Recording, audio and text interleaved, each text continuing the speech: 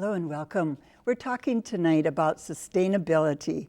And with me is Mr.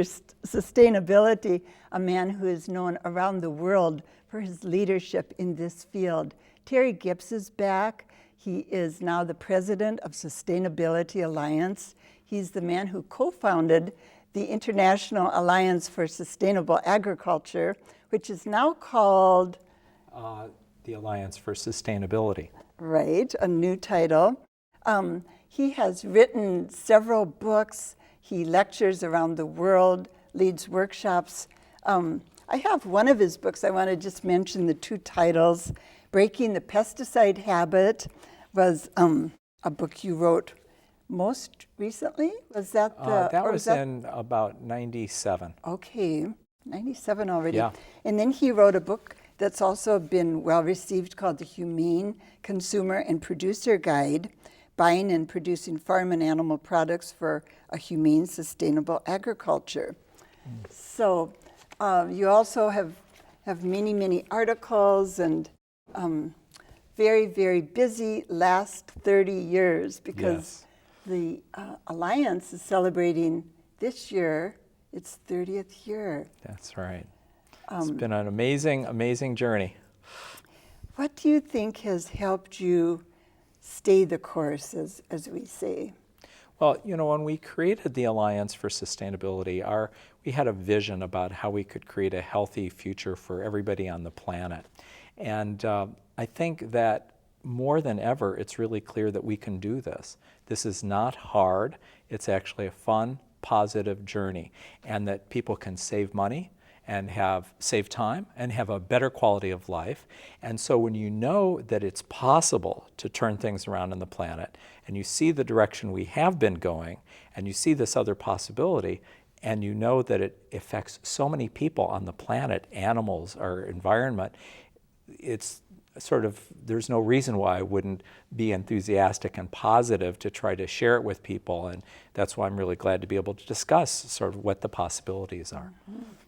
And it's shifted a lot, hasn't it, in terms of how the public views sustainability. But before we talk about some of the reasons it shifted, define it for those who are sitting there thinking, I want to hear from you in terms of how you define it. Sure. Well, when we first created the Alliance for Sustainability, we came up with the definition of sustainability. Most people didn't even know what sustainability meant, and there really weren't definitions. And so the definition we came up with is it has four components. It has to be ecologically sound, economically viable, socially just, and humane, meaning to embody our highest values. So how we treat people, animals, and the earth. And we felt that you need all four. It's sort of like a chair with four legs. You need all four legs to have sustainability. That's a good picture, isn't it? Good metaphor.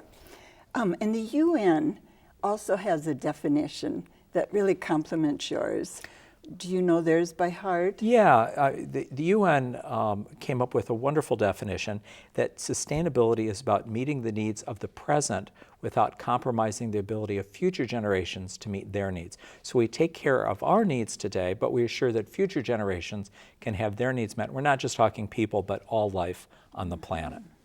And as a father and for me as a mother and a grandmother now, I mean, you do really need to think ahead, want to think ahead. It's a human instinct, isn't it? Yes. To look ahead and feel protective. I think to think about that, about what's the legacy that we're leaving for our children and for the planet. And, you know, it's really an exciting possibility that it doesn't just have to be about them, because we can actually turn things around right now and actually do better.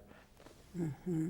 The things that happened in our world, the events, you mentioned Katrina was a turning point. Al Gore's film was a turning point.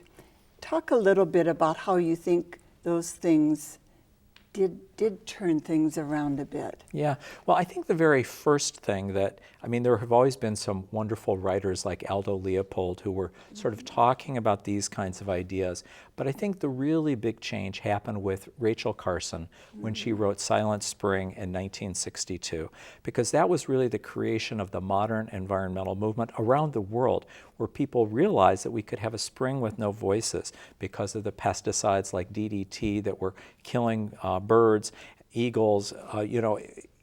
I think that galvanized a lot of attention, and it's really inspiring to sort of see the impact that she had, because that led Silent Spring, this one woman writing this book, led a small book. Yeah, a small book, beautifully written. Yes, Small well book written. led to the very first Environment Day in 1970. It led to the ban of DDT. It led to the creation of the U.S. Environmental Protection Agency in 1972, the United Nations Environmental Program, the world's first conference on the environment, all because of this one person inspiring people. So I think that that was sort of the beginning of this much broader movement. And it was shortly after that, after all of that began, that the Alliance for Sustainability was created. So we sort of were built on the shoulders of what that she had done. Yes. Did you ever meet her, Terry? No, never had the chance. That would have been a treat, wouldn't it? It would have been. So what motivated you besides her work, or what kind of gave you the energy to start the Alliance? I mean, that's not a easy thing that you just decide to do one day. Well, it was sort of an interesting evolution, because what happened for me is that I had read books by Frances Moore Lappé, who had written a book called Diet for a Small Planet and Food First, Beyond the Myth of Scarcity. And she had argued that there was enough food to feed everybody on the planet, but there were political and economic systems that stopped people from getting the food they need.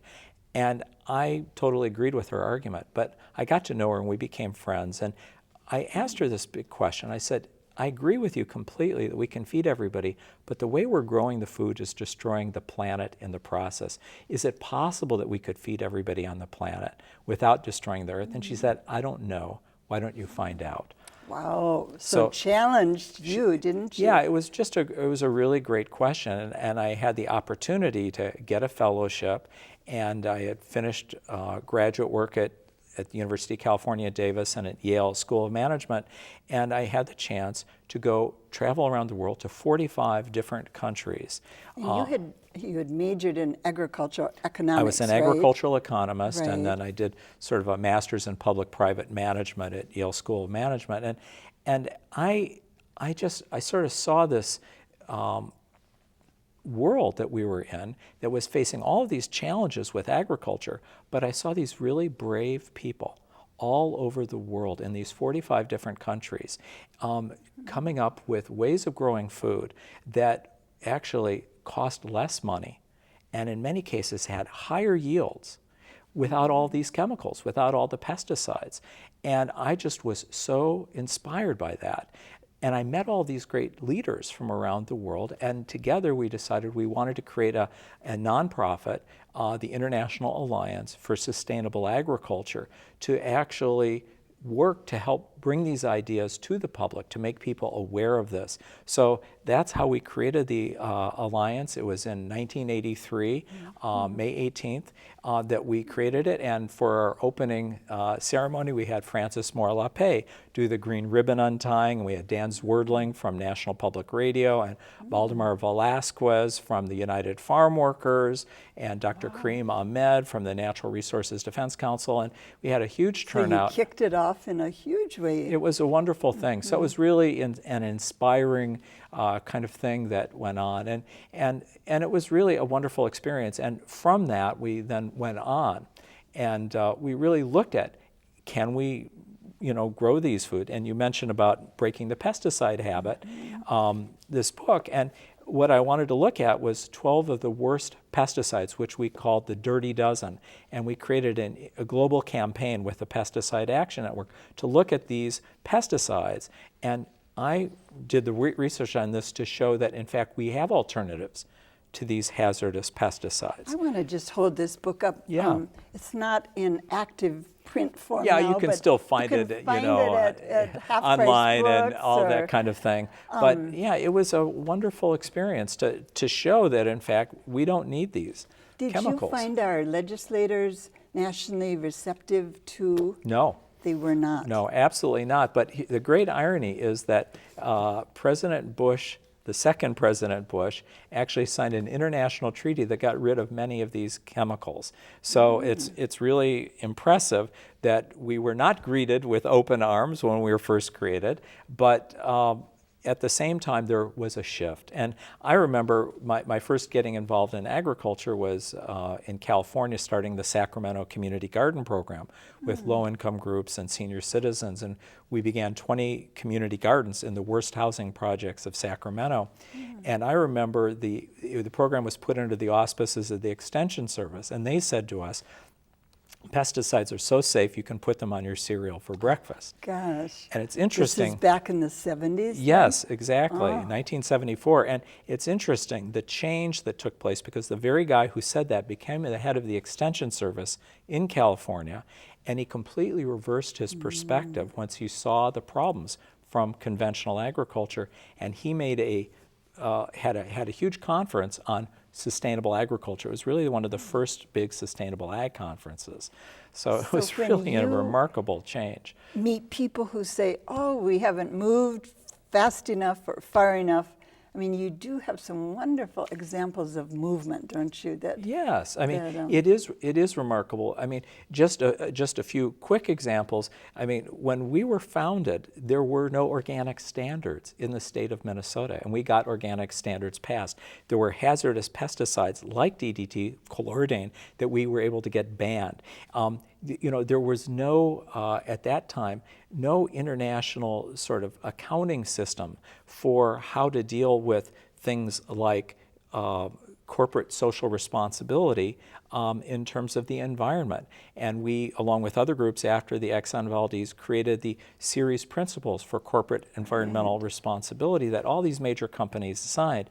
So, you know, by working together with groups from all over the world, we're able to make a shift. And perhaps our greatest accomplishment actually came in 1992 at the UN Earth Summit in Rio, when we were able to work with hundreds of non-government organizations as well as various governments to actually get the UN and all 171 countries attending the Earth Summit to agree that sustainable agriculture was the goal.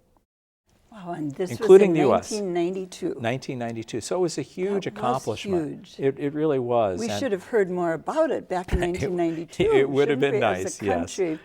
Europe has, in some ways, from the reading I've done before you came on tonight, they've done better proportionately, haven't they, with their big corporations than we have? Well, they have been leading in a number of ways, and that has been impacted because they had Chernobyl, and they had a number of other incidents that were right there and had a huge impact on their thinking. Plus, they had high gas prices, twice the cost of ours, so they've been doing energy conservation.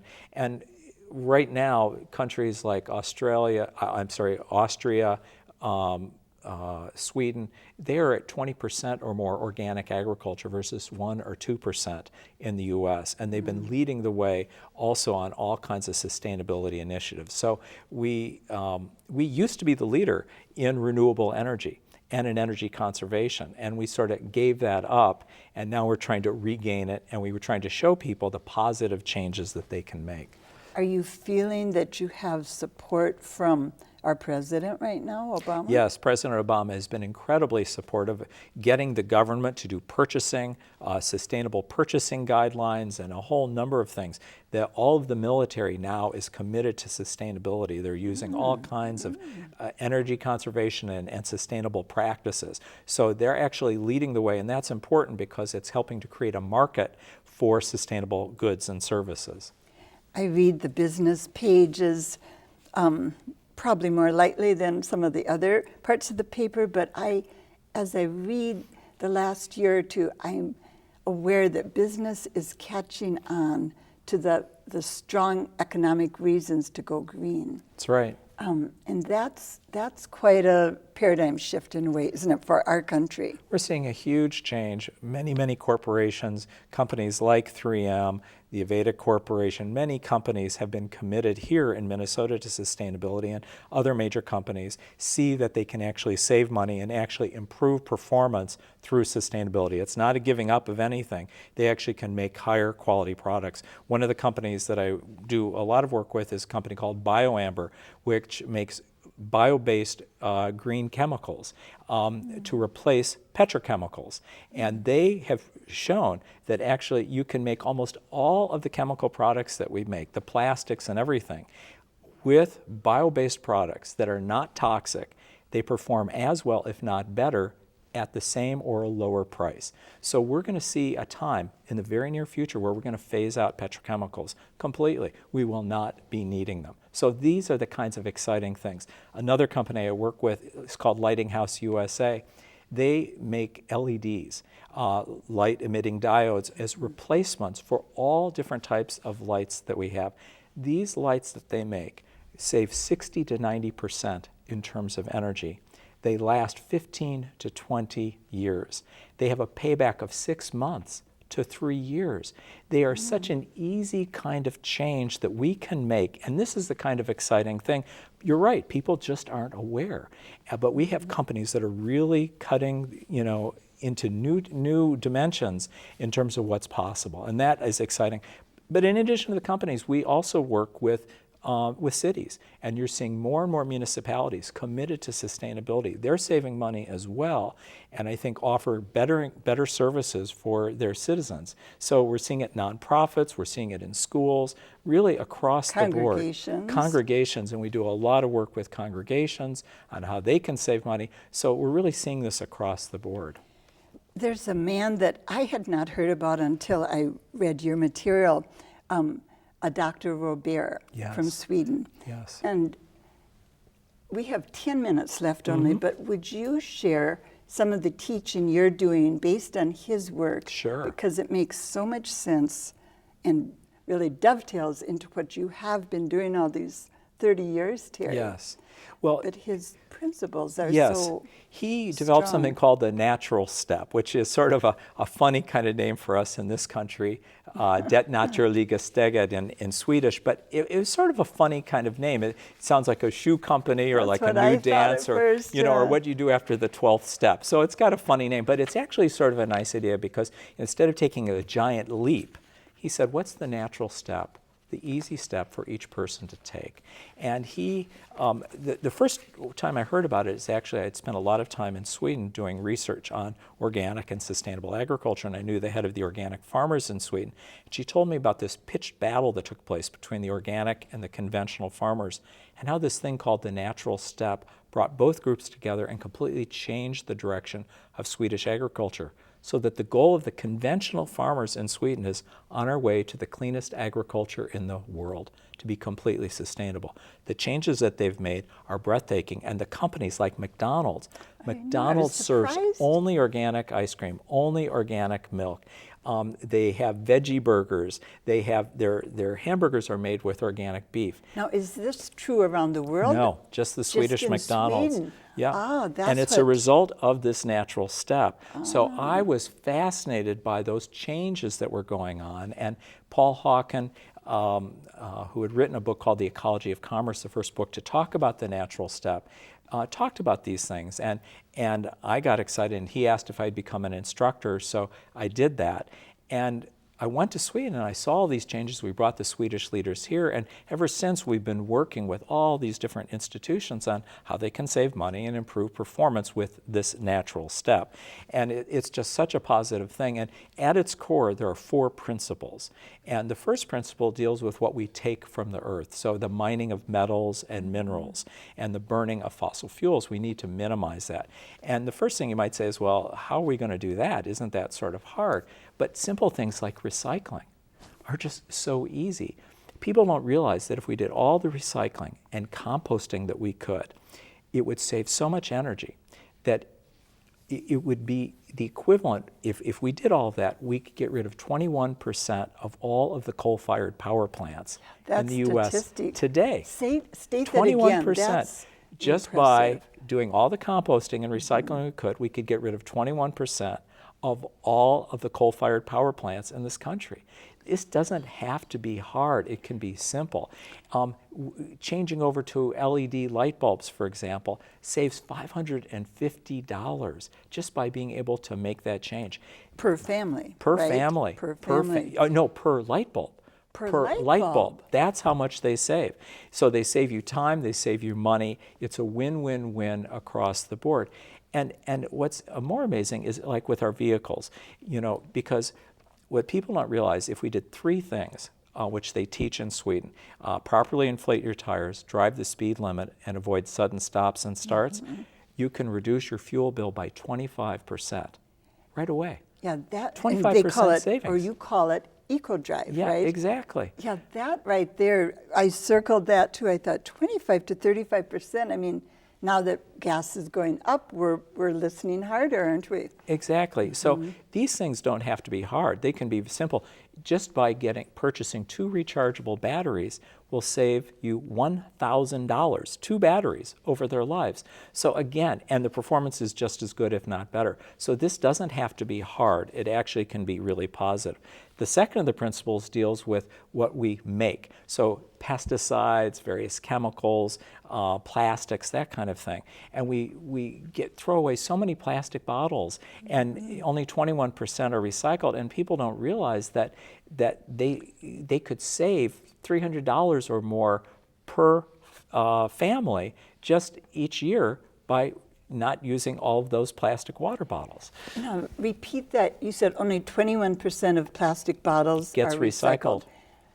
No matter how many we turn in, only 21%? Well, no, I mean, if you're a good recycler, Oh, that's good, okay. but the national average is I that see. only 21% get Okay, recycled. so a lot of people aren't So turning people in. can save money by just having refillable water bottles. It's just, right. you can save a huge amount of money. The third of the principles deals with what we do to the environment, our natural resources.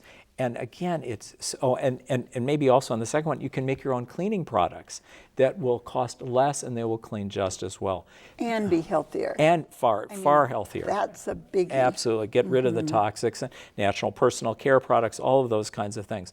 The third of the principles about what we do to the earth, about caring for natural resources. Well, simple things like using two-sided copying. Really not having the water running when we're brushing our teeth. That saves a gallon of water. Front-loading washers will actually reduce your energy by up to half and your water use by half. I mean, these are just such simple things that we can do. Eating lower on the food chain, considering a plant-based diet, can save a family $1,200 a year. So it's simple things that just are not hard. And the fourth of them is to be able to meet people's fundamental needs. So how can we meet people's fundamental needs? Well, health and wellness programs, by having a sense of community, by being able to purchase doing socially responsible investing, purchasing fair trade products, simple things like that. One of the points I think in this section too is asking ourselves, do I really need this thing that I'm considering Exactly. buying? We all, I think, are starting to feel like I've got too much stuff. Exactly. So these 4 things, none of these are hard. These are things that any of us can do at any time. And we do trainings where we show people in workshops, this is so easy. So people actually have so much hope and they have so much energy and they realize they're going to save huge amounts of money, and that's what they do. Have you found that the medical and healthcare people are coming on board? They are. Because, they're part of the And picture. I do work with the University of Minnesota Center for Spirituality and Healing, so I do workshops and trainings, with them, and do their website and that kind of thing. And I got to do a keynote at the Mayo's first ever Holistic Health Conference. We are getting the sign we're almost out of time, Terry, already. I want to give you folks, though, a couple websites and resource pages here to look at. If you want to learn more, you can go to www.afors.org, or sustainabilityassociates.com, Terry's organization. So I'm sure you're piquing people's interest here, not only their health, their pocketbook, and just that sense of global responsibility. With just the minute we have left, is there anything you want to leave with us that you haven't said, or you want to restate, Terry, to let us? Yeah, I think the main thing I would just say is sustainability is a fun, positive, joyous journey that anybody can take wherever they are. It can bring together Republicans and Democrats, independents, Greens, wherever people are on the political spectrum. It's something that we can all agree upon, and it's really something that we have a choice, and I hope that we're going to choose this positive, sustainable path. Well, thank you for coming down. Thank you for the 30 years you've dedicated to this cause. It's hard to believe that many years have passed, isn't it? It is, but it's been a really joyful, time. Do you have any one thing that you want to push the hardest on in the next 10 years? Well, I think what we're going to do is to really try to encourage every person to understand what sustainability is, to experience this natural step. Because Sweden when they has done, like right? Sweden did, they had all the kids and leaders. If people could do that, they would have this sense of hope, this sense that we really can make a difference. And so I hope that they will take the time and learn more about it. Well, you've inspired me. You've inspired, I'm sure, a lot of viewers. Thank you very much. Thanks, Mary. Thank you for being with us. We'll be back again next week. Until then, have a good week.